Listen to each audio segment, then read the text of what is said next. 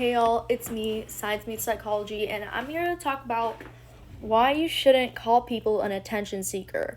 Now, especially if it's online or in person, it doesn't really matter. You should never call somebody an attention seeker. Sometimes there are attention seekers, but a lot of the times they're actually struggling.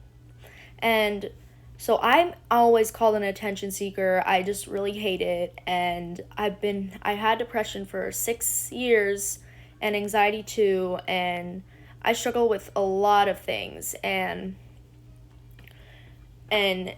from a person's perspective, if you're trying to reach out for help, you're already brave for reaching out for help, but if people call you an attention seeker, then it makes you want to hide it all in, and hiding and bottling up your emotions is really unhealthy and you shouldn't do it. But people who get called attention seekers feel trapped because they try to let out their emotions and people invalidate them and discourage them and put them down, and then when they try to keep it in, they can't take it anymore. The emotions eat them up from the inside out.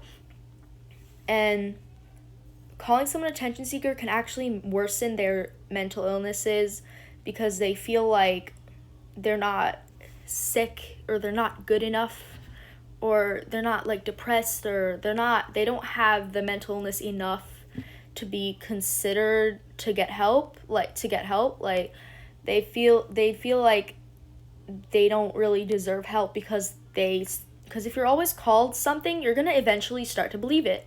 And they might doubt themselves, and they might consider am I an attention seeker? Am I not? What do I do?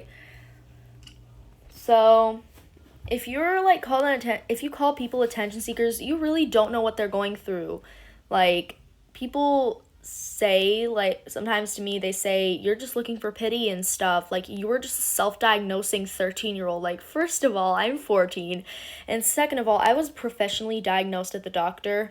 And I don't share my emotions for pity. I share it to let people know that they're not alone. And sometimes I just need to let them out,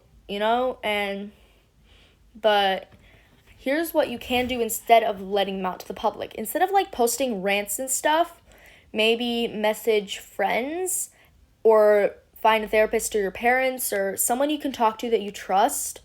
You can even message my Instagram. It's just Science Meets Psychology. And you can, message people and that you really trust, and that's a good way to get help, because it's perceived as attention-seeking behavior when you do it in public and when you publicly rant, unless you're trying to seek awareness. Get awareness. Oh my god, bring awareness to it. If you share your struggles in an attempt to bring awareness, then it's fine. Then most people would understand. But if you kind of rant, oh my god, I had such a bad day today, my life sucks. If you do that kind of stuff, people are going to call you an attention seeker even if you're not. So when you have bad days and stuff, the best thing to do is talk to someone you trust, or talk to a therapist or someone who can help. Because if you talk to because if you just post it in public, I'm guilty of doing this too, but if you post your rants and stuff in public, then people are going to call you an attention seeker. Even though they don't know what attention seeker even means, they're going to call you an attention seeker and they're going to lie.